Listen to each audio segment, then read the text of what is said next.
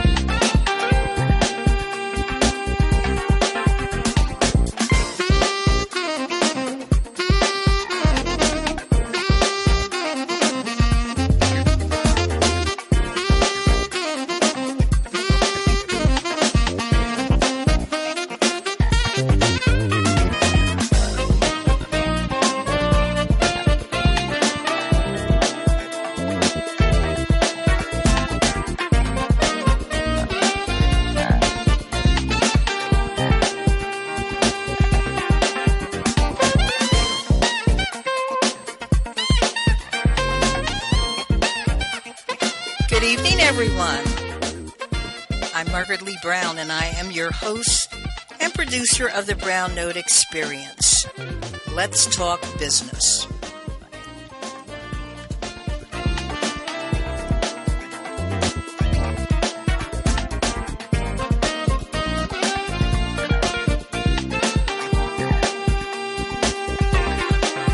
I have a guest co-host this evening, Miss Teresa Robinson, who is not just my guest co-host this evening, but she's also my business partner with Brown Note Books and Promotions and Special Events, LLC.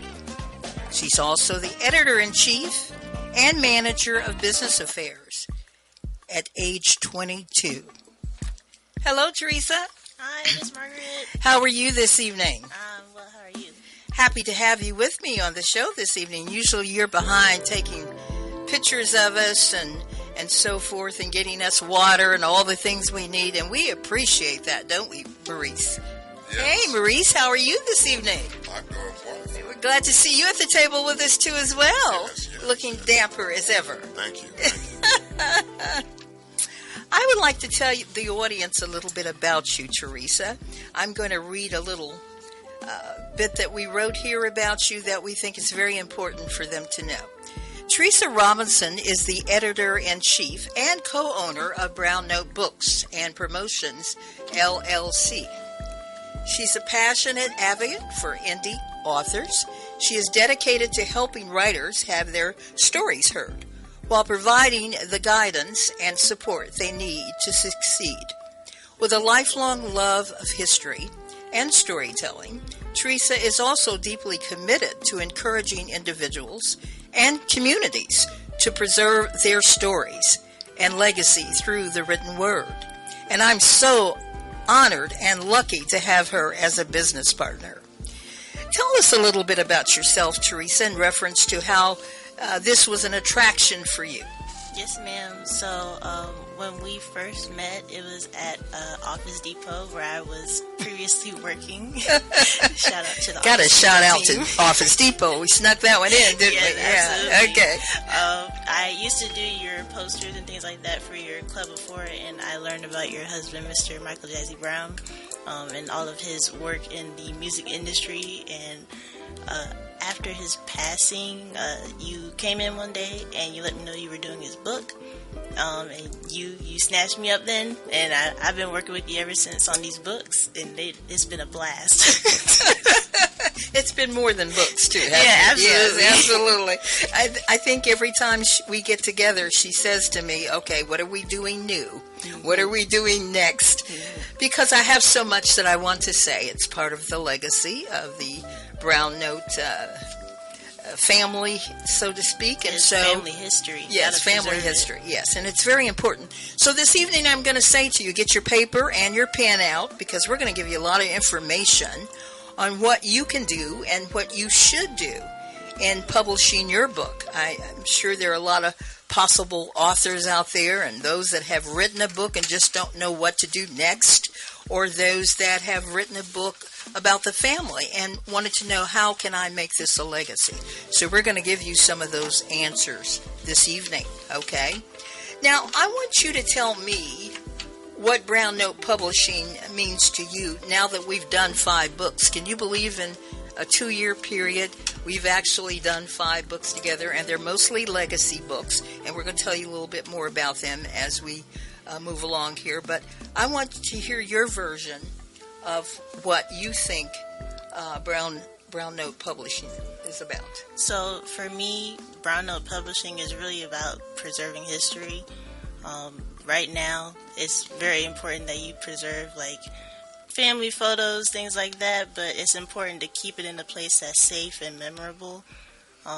If you ever do a book, you have to make sure it's on specific paper. So if you want to preserve your photos, things like that, it has to be a specialty type paper.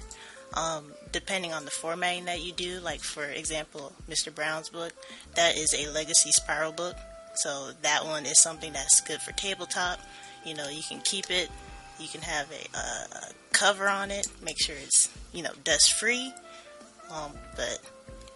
Well, we plan to put that book in a museum, and that's something we're going to talk about a little later more. But you can preserve books for many reasons, even if someone's passed away in your family, that you just want to keep the history. You want to keep the pictures and all those kinds of things. Our company does that. If you want to have a special event like a birthday party or an anniversary party, and you want to give away books to your guest for that special anniversary, we do what we call special spiral books, and we're going to talk a little bit more about that too as we move along. When my husband passed away, Michael Jazzy Brown, I, of course, was in a very, interesting space, and thought about all the life that we enjoyed together, the 30 years we were married.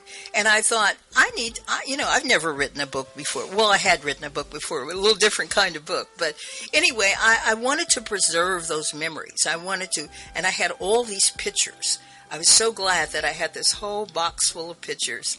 And the book does have a lot of pictures in it, probably more pictures than writing, I think. Yeah, yes, absolutely. Yeah, and we think that's what makes the book so interesting. So if you have someone in your life that has passed away and you still have pictures of that person, all we have to do is just put the content with it. Yes. Because memories are there forever. And if we want to pass them on to our family members, grandchildren, so forth, then we have to have a place to put that. So that's why we thought spiral books would be really nice for that. They're very special, and we really enjoy doing them too as well. Okay? So as I said earlier, we have done 5 books. You want to talk about those books? What books are those, So Teresa? the first one that we did was Shades of Brown. That's Mr. Brown's book. That one is actually my favorite book because of all the background and history it has. The next book, I think that's really how you got to know me. Isn't it? Doing that book? That's how I got to know you. And I got to know Mr. Brown a little bit more. I didn't get a chance to meet him, but he's a very cool dude. The second book was Jazzy Brown Jazz Bar. That one I learned a little bit more about you on, and you running a Jazzy Brown Jazz Bar. That's a piece of McDonough history that's preserved now. Yes. And then your book. Yeah.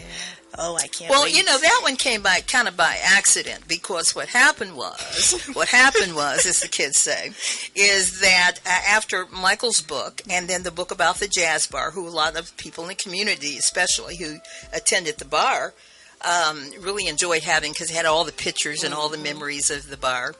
And so then I started getting calls, and people said, well, what about you? Yeah. We want to know more about you. We think you're very interesting. Mm-hmm. And so I said, oh, no, I'm not that important in the scheme of things. Goodness, Miss Margaret is one of the most important people to Atlanta and McDonough history, and Indianapolis. So I promise you, I didn't pay her to say that, okay?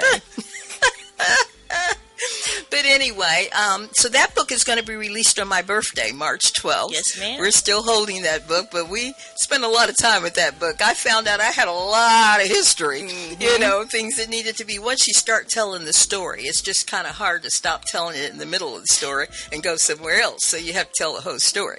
So I even started at the beginning when I was about 5-6 years old in Radio City Music Hall in New York City. Now, that's all I'm going to tell you. You have to get the book. Yes, you have to buy the book to get the rest of the story. It's a very interesting story, okay. So after I did the Legacy, what we call our Legacy series, then I was pretty much I thought, done with doing books until a cousin called who's a famous chef in Indianapolis, Indiana. Yes, Mr. Tim. He said, can you do my book? I want to do a book of my famous recipes. And, I'm really big here, and they know you too. So we need to do, so we did a book. So if you have recipes, grandma's recipes, your aunt's recipes, people that in your family that have recipes, then that is a good spiral book, just a book of recipes. And you don't have to sell the book. You can give it to your family members as Christmas gifts, birthday gifts. So we push those kinds of books too as well. There are other kind of books we've done too. We did one for our guest today, actually, on the show. Mr. I'm not going to say his name. I'm not going to say his name. You guys have to guess. Can't keep it a secret? Oh, okay. All right. Okay.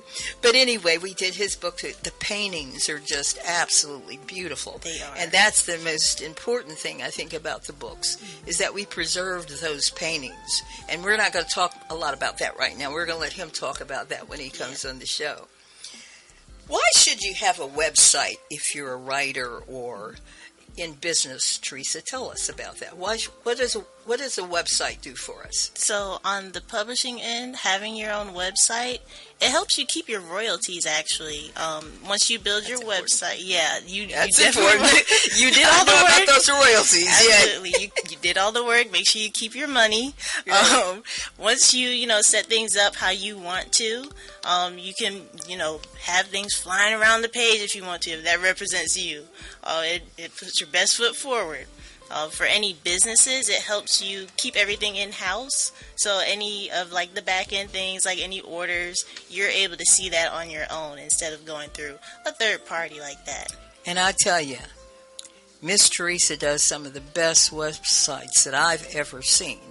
And if you don't believe me, just go to our website. So give the audience our website address so they can go check it out, so they can call us so we can do their website. Absolutely. Okay. It is www.brownnotebooksandpromos.com. Now let's do that one more time for the people that write slow. Okay, I can hear somebody in the background saying, now wait a minute, what did she say? Okay, so do that one more time for us. It is www.worldwideweb.brownnotebooksandpromos.com. Yes, and I promise you, we do one-of-a-kind websites. We don't duplicate. Everyone that we've done a website for has been very pleased with their website and believe that it has helped them in their business tremendously. So please go to our website and give us a call if you would like for us to update your website. We even do that. We'll take your existing website and we'll update it for you. Or we'll build you a brand new website that we feel that you'll be very pleased with. And tell them a little bit about editing, why that is so important. And that's something that you do very well. Yes, ma'am. So editing is extremely important, and a lot of people don't know there's different levels to editing. So the first kind of editing that you really want to go through is the proofreading and copy editing, which is like grammar, any spell checks, any grammatical things. And then the next level, which is a little bit higher, is going towards like your line editing and content editing, which is making sure everything is clear. And then for those who want to do publishing specifically, you want to do the developmental and the evaluation.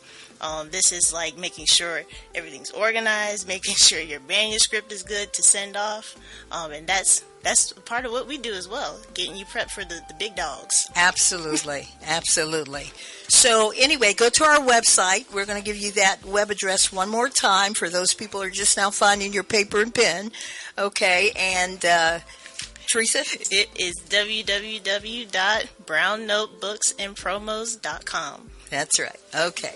And we're going to be looking for those calls coming in tomorrow and this evening because you've just been waiting on the right direction to go with this book project that you're working on. And we're the ones to help you go there. Okay. We want to mention one more time, the book of the month is Shades of Brown. And guess who wrote that book? That's by Margaret Lee Brown, okay? And it is a memoirs of Michael Jazzy Brown's life and our ventures together. So please buy the book, go to the website, and it'll give you all the information on how to purchase the book.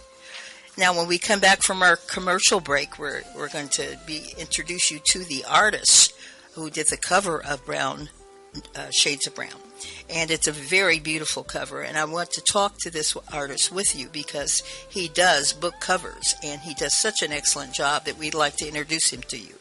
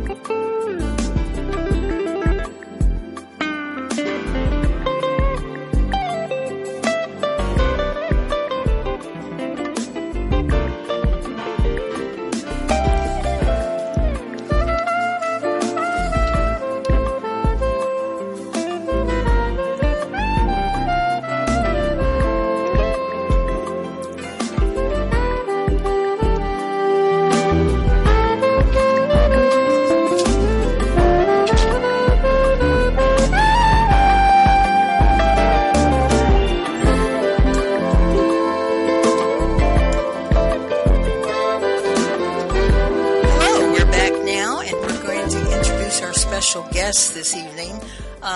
This artist is a wonderful artist.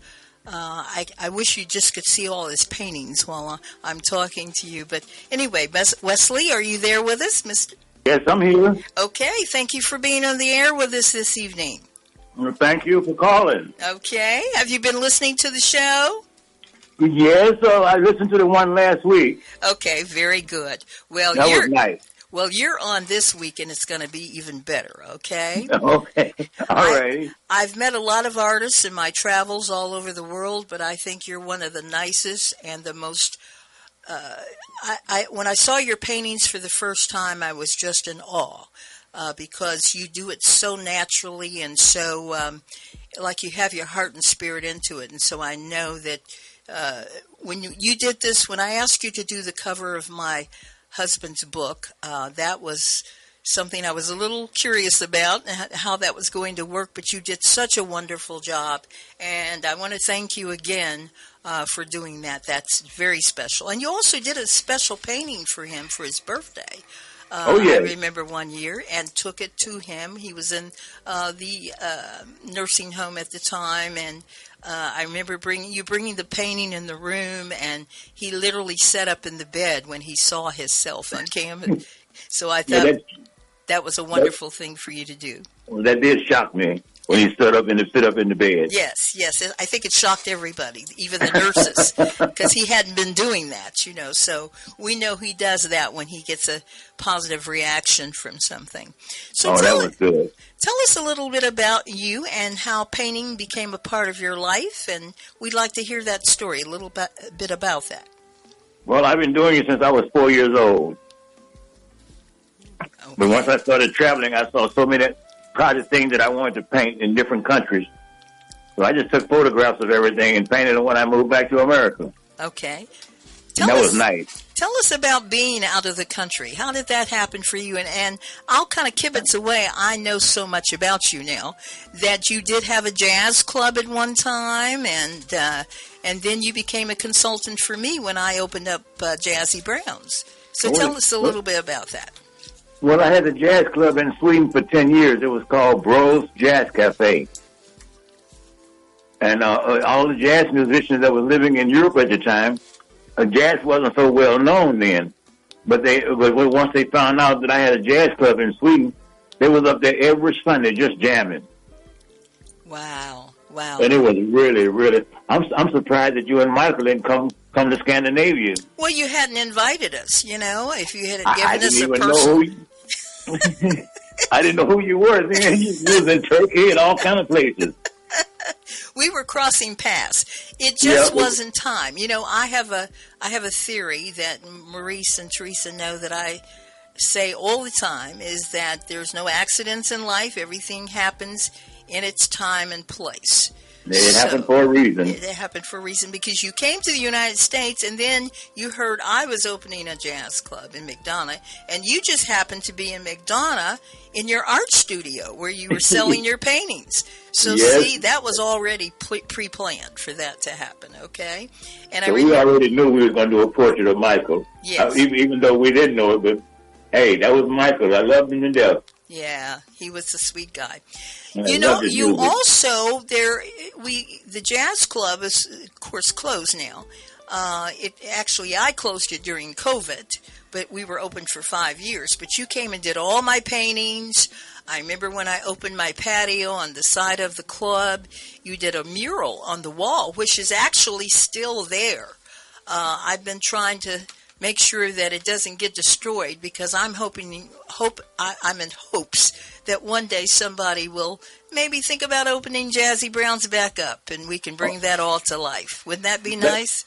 Oh, that would really be nice again. Well, I can't do it because I'm getting a little too old for it now. But I enjoyed every minute of it. Well, we might have to come and steal some of your paintings then. You know, if you think you're too old to paint more, then we'll just have to come and get some of the ones you already have. Tell us about... That's my problem.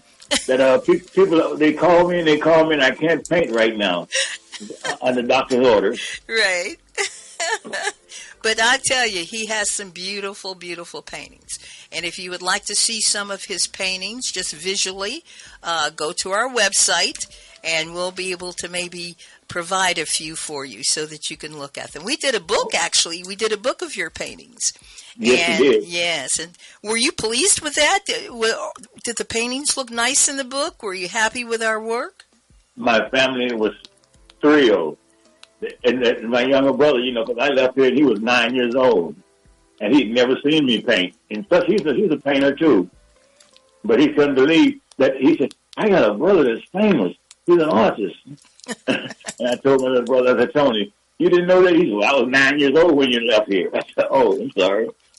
You actually did a painting of me. You did a painting of a woman. And when I kept looking at her, matter of fact, I think I watched you paint part of that. And then I said to you, he said, well, maybe that's what you look like. That's how I see you as you were in your younger years.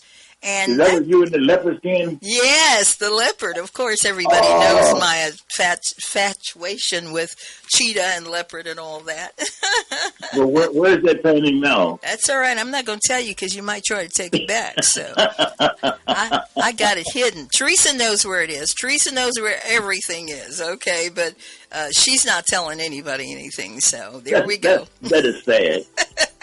That is so sad. Yes. I did so many paintings back when I was living there. Mm-hmm. I think I did about 700 in 20 years. Yes, you did. Mm-hmm. That's what we counted. Mm-hmm. And some of the paintings we feel that will be here forever. And I'm hoping that I'll maybe have a few of them in the museum. He won't let me get any more of his paintings. He says I have enough of his paintings, you know. He has to share. I don't even let my nieces come in my apartment. No, because every time they come in there, I lose something. and you're just as bad as they are. Because every time, as soon as you see it, you know, I can't resist nothing that you ask for. You wear me down. Well, I'm sorry to hear that. I have that effect on you, Wes. Okay. No, you don't. You're not sorry.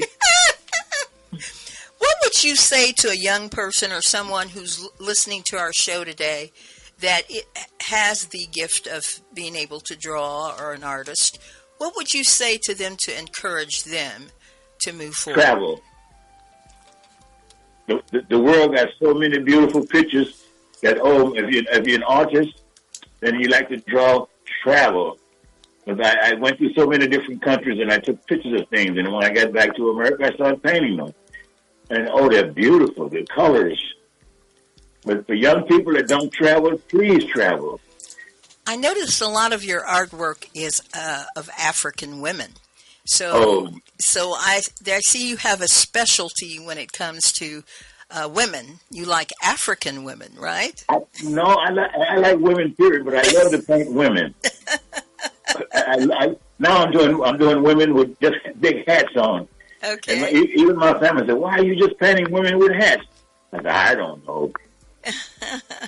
You know, I've had the privilege in becoming your friend and knowing you as a friend, and I've actually sat and many times and watched you paint. And it's amazing when you start a painting, and then I'd come back every day and maybe see it a little bit more and a little bit more. And it was fascinating watching you because you're just like a musician or a singer. Or it's something that you start, and then it's like a painting. And I remember when Michael used to write music, and hearing him just play bits and pieces every evening as he's writing or whatever, and then finally hearing the whole song. Well, that's how I was about your painting, when I watched you paint a little bit at a time, and then it just became something so beautiful. And you're one of the few people that ever saw me sit down and paint. I know. I've been very privileged in this lifetime to know some fantastic people, great people, even like my engineer in here, Kevin. He's a great person. You know, I would like to meet him. Yes, you would like to meet him. He's a very, very nice man. And I've worked with him in radio for a while, so this is a thrill for me to be back with him again and working with him. But anyway, we want to know if you're interested in letting people, are you still painting for people if they petition you? Not at the moment. But my two fingers, I can't hold a brush in my hand right now because my doctor told me to rest my hand. Right. And I got this pain in the two fingers I hold the pencil with. I can't even ball my fist up right now because I've been painting so much. Right. Didn't you tell me at one time you did sketches for the police department? Yeah. That was many years ago, though. Oh, my gosh. And sometimes I hate that because it helped find people.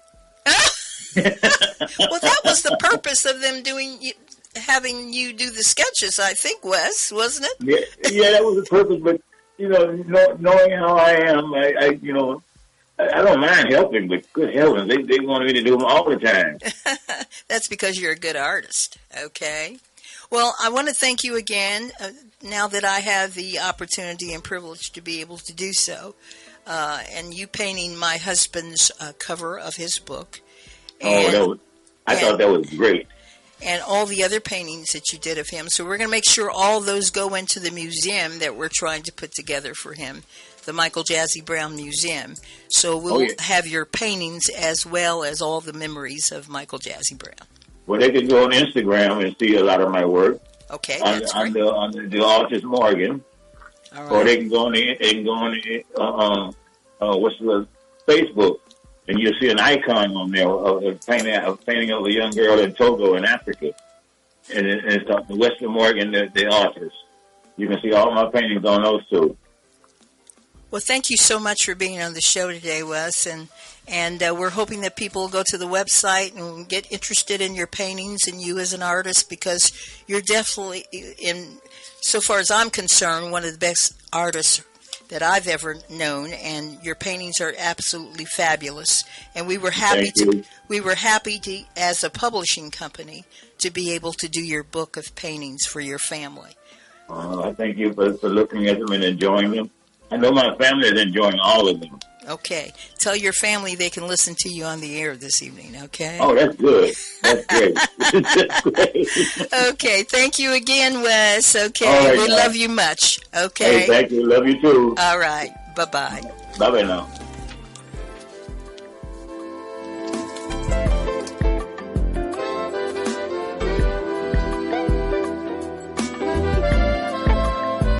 Tune in to the Brown Note Experience radio show each and every Wednesday evening at 6 p.m. Now, they'll talk about business as well as celebrity spotlight from 6 p.m. until 7 each Wednesday evening. Join your hosts, Miss Margaret Lee Brown and Mr. Maurice Miller, It's the Brown Note Experience Radio Show, 6 p.m. Wednesday nights, right here on WIGO.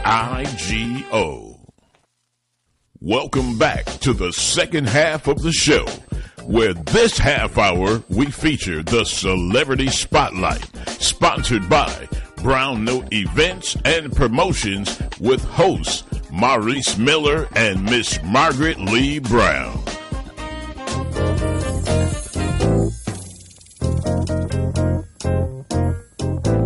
Precious day,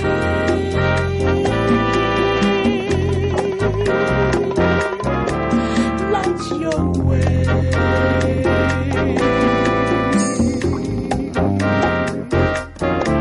Rest your wings.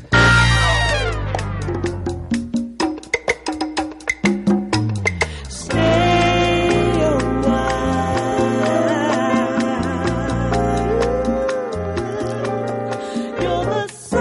The great Phyllis Hyman, boy. You have the fun part of the show, Maurice. Not that the first part isn't fun, but golly, you get to listen to all this beautiful music. And I know you have a lot to share with you with the listening audience this evening. So I'm going to turn it over to you, Maurice Miller. Good evening, folks. I like to get churchy in the beginning. I like to make a statement. What happened to the good old days? Coming from Jeremiah chapter 6, verse 16, it says, "Thus saith the Lord, stand ye in the ways, and ask for the old paths. Where is the good way?" I also like to give notice to the great and legendary Norman Connors for bringing us so many masterpieces and artists and musicians who we have come to love over the 45 years that he's made number one hits. I believe he had 85 albums to his credit. Some from the past, with likes of Dee Dee Bridgewater, Phyllis Hyman, Stanley Clarke, Norman Brown, Eleanor Mills, Gene Carn, and many others. Norman Connors is a product of Philadelphia, PA, where there is the Philadelphia sound. So most of you know where I'm coming from. That's where our groove came from. And of course, Norman brought our groove back. I thank you, Norman, for all that you have done to bring about this change through the paradigm shifts of music, through soul music, through R&B music, through jazz music, and smooth jazz music. You have new artists that you brought to the table. Donnie Williams, Tisa Williams, Marva King, Ida Daly, Terrell Carter, and Paul Smith, and others you have brought to light in our present day. Now, Phyllis Hyman was a tall and beautiful statue of a woman. At 20 years old, I was compelled to go to a concert with my date to see Phyllis Hyman. And I was amazed how beautiful she was and how her voice radiates throughout the whole theater. I believe she was performing at the Fox Theater at the time. And I drove from my hometown to Atlanta. And I was amazed that I was able to be in the same room with such a legend as her, that her music radiated through my entire high school year. And just to have the seal of Norman Connors upon it. We like to hear a sample of Phyllis Hyman. That's on Norman Connor's new CD, Royalty. We like to hear that right now.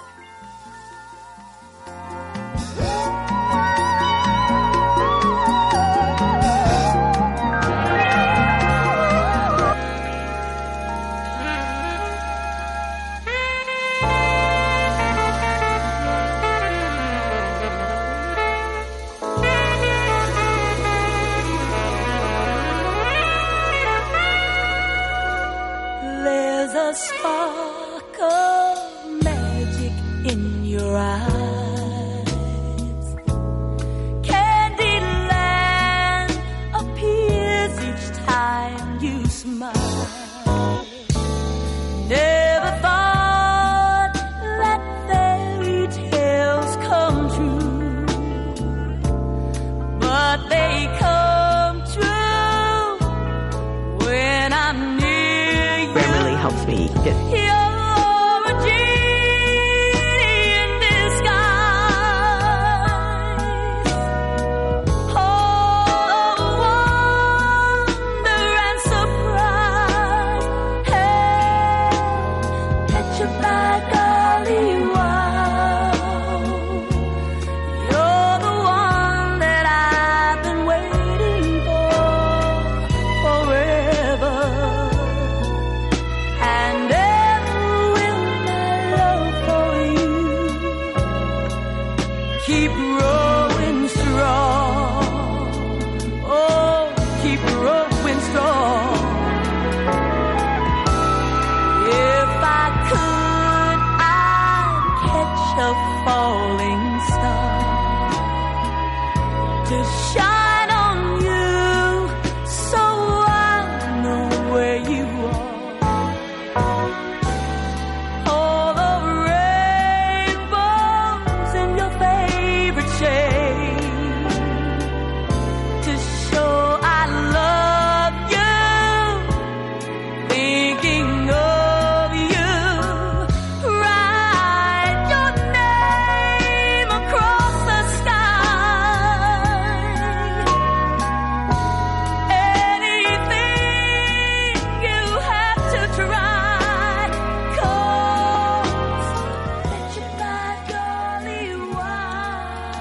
Yes, that sound. That sound.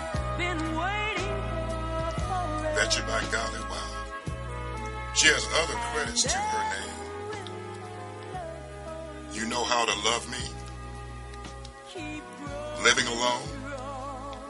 Don't Want to Change the World. And what we're hearing now, Bet you by golly, wow. And many others. Of course, we lost her on June 30th, 1995. That shocked the world. Such a beautiful, iconic woman. Coming out of Philadelphia. She was on stage. She did stage plays. Singing on stage. And there was a giant in the midst that saw her potential to carry her even farther down the walk of fame. And that was the great and legendary Norman Connors. Others have fallen behind her. Michael Henderson. And there's a song they collaborated together. And we'll also play that as well.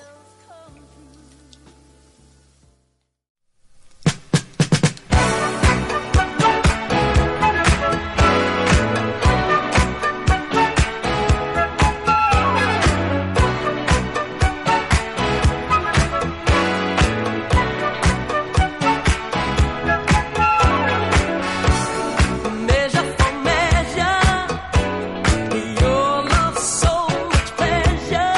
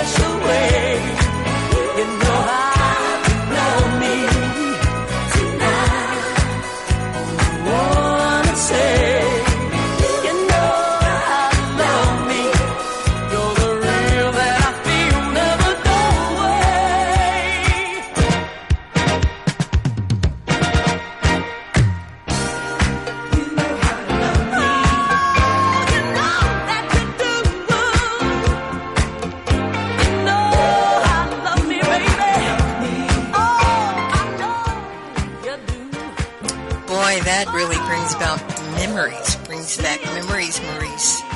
You know, and that's Norman's signature.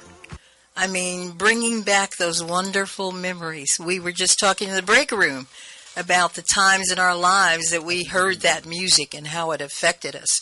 You were talking about when you were a young man and listening to that music. So when I hear Phyllis, I remember times that I went to concerts too as well to hear her, and I got an opportunity to meet her. Would have liked to have known her better, you know, but oh yeah.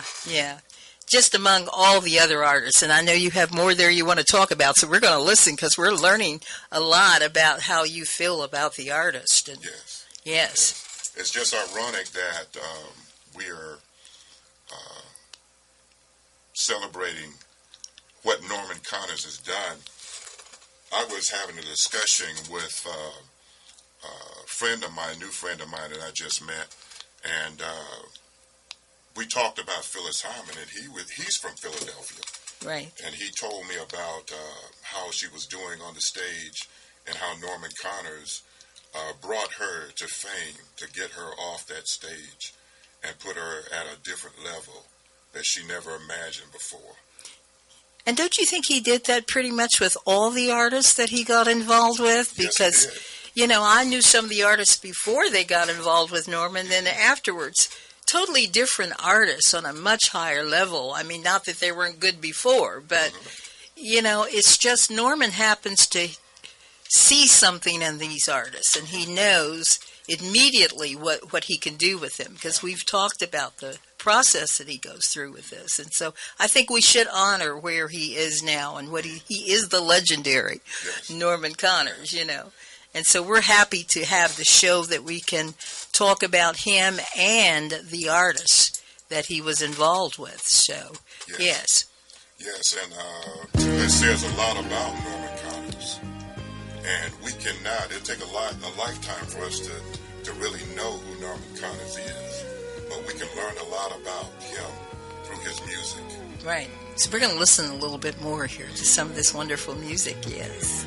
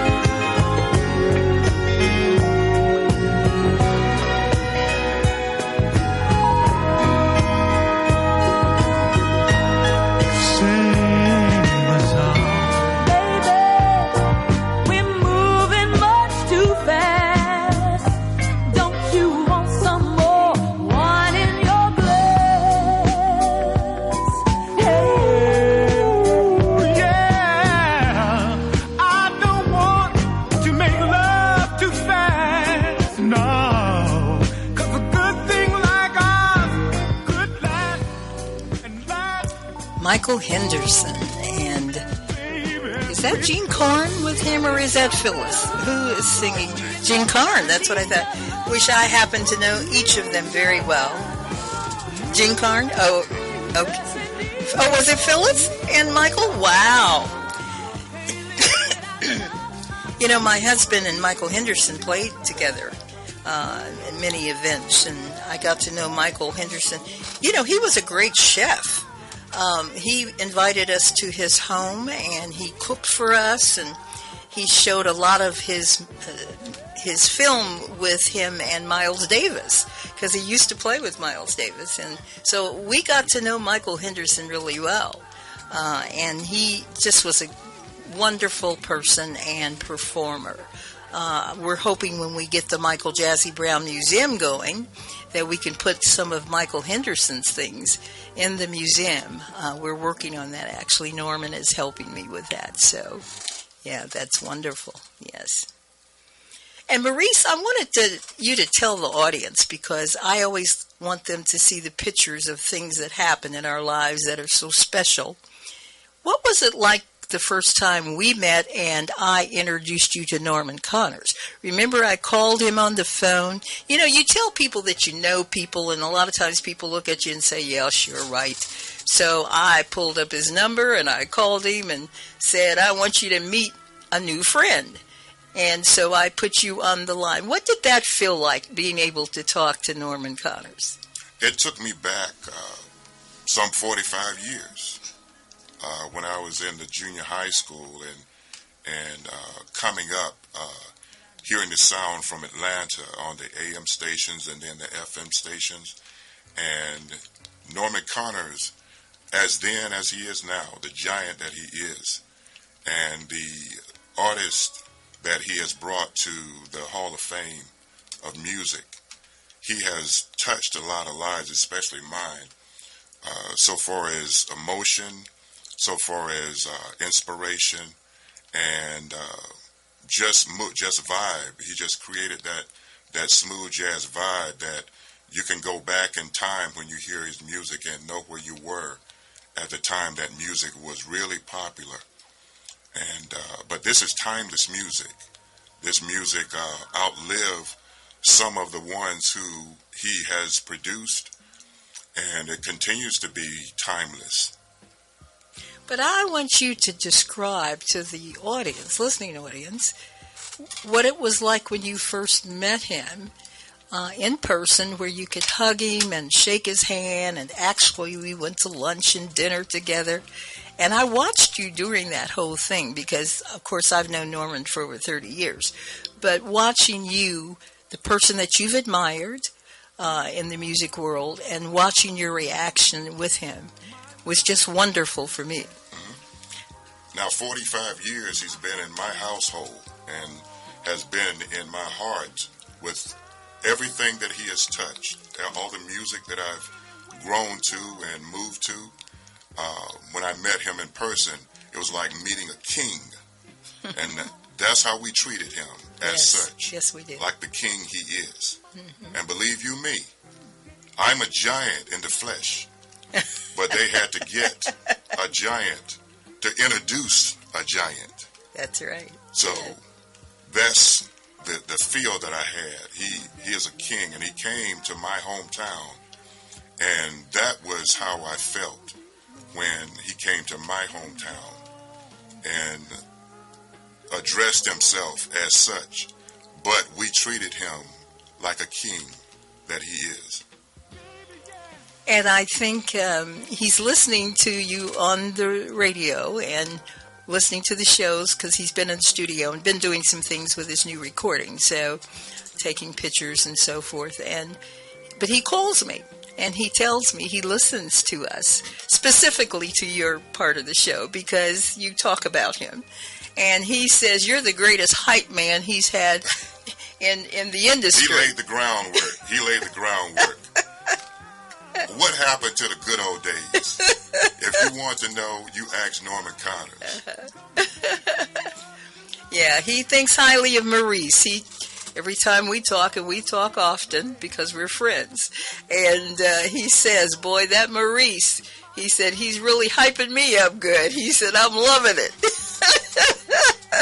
Remember, he's from the baby boomers just like me. And as is defined on Google, the baby boomers really set the standard for what we feel today, the music we have today, even pop music, Yes. even rhythm and blues music, even soul music. What most of you don't know about soul music, but that came up during the 60s when life was radical and we had to express ourselves more than we do now. But as we move forward through the paradigms, Norman Connors rose up from those times and produced some of the best music, smooth jazz music you want to hear and feel. And for you baby boomers that are listening and older and the young folks that are listening, because I've gotten some calls now for some young people who are telling me they are learning a lot from you, Maurice, in regards to music and history, because unfortunately, as you know, music has been taken out of the school system now. We don't have it like we used to have it. And so we're hoping with the show, Kevin, that we are introducing something new and different to the young people and to the older people who this was their period of time and they love the music and they have many memories because of Norman Connors' music, you know. I remember a gentleman told me one time that he was conceived because of Norman Connors' music, you know. So he said he was glad to be here because of Norman Connors, and he appreciated us honoring him on the show. You know, we never know from one day to the next how things are going to be as far as us being here on this earth plane. So we feel those people that have earned the right and have done the work should be recognized. Yes. And this is why we're doing this show for the Celebrity Spotlight, you know. And for those of you that have your businesses and your entrepreneurships and trying to move in the next direction, we're hoping we can give you some hints and some ideas and help you along the way and enjoy the music too as well, because it's all a part of living, right, Maurice? That's correct. Yes. So, Norman, I know that you'll probably listen to the show, or you may be listening to the show now, we hope. And we love you, and we will continue to make sure that royalties get heard and that people realize that you're putting out some great stuff, man. I know all your music, but I would be willing to say almost, wouldn't you agree, Maurice, that this is one of the best that he's put out, you know? Yes, I've got a response from other people who have heard his new CD. This is, just like he said, it's one of the best, but they said you outdid yourself this time. Yes, and we're hoping, and we're not going to make any definite promises tonight, but we're hoping to bring Norman into the city again with his band, so you can hear maybe a little bit of this good music. That's going to be huge. Yeah, it's going to be huge, but we're not going to keep it that way. You just have to keep listening to the show to see what's happening. Maybe get some tickets to come to see him or those kinds of things. We're going to be doing some interesting things, so make sure that you listen next week to the show, because I'm going to have a famous author on the show who's also a professor who's written many books. And he's going to talk to you authors or people out there who are writing a book. He's going to give you some good advice on what to do in getting your book published and so forth. And so be prepared for that show next week. And then, of course, Maurice always has surprises for you. So I'm sure there's going to be something on the show next week that's going to be very interesting. And ladies, you'll get to listen to that voice. I know you like listening to that voice. So you have to tune in next week to make for that to happen. So we're going to go out with some nice music. I think we're going to listen a little bit more to Norman's music. Okay, good, very good. Kevin's doing such a great job. I want to mention him on the show because he's a great engineer, among many other things that he does that we love. But he's a very sweet person, and he's bringing you some great music tonight. So thank you again for listening, and we look forward to hearing you again next Wednesday. Okay. Good night, Teresa. Good night, Maurice. Good night, Kevin. You would bring me all the things I needed. I would give you back back rubs, you gave me foot massages. We were so in love. Yes. Oh, but then one day I noticed you started to change. Cold and distant when I called your name. I was the one you blamed. Yes. What you said, what you did, went so deep through my heart. Why you wanna hurt me? Why you wanna hurt me? Why you wanna hurt me? Why you wanna hurt me?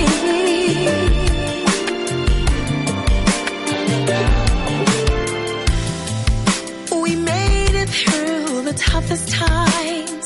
You went your way and I went mine. Thank you all for tuning into the Brown Note Experience.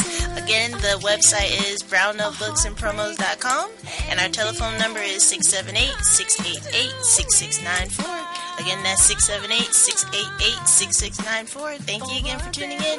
Days when I think of you and what they say is really true. I must have fought you up because you called me up. My phone rang, it's you again. Hello, explain to me why you wanna hurt me. I don't understand it, baby. Why you wanna hurt me? I gave you all my love. Why you wanna hurt me? Why did you do it to me? Why you wanna hurt me? I gave you my love. I gave my love to you. You could never be true.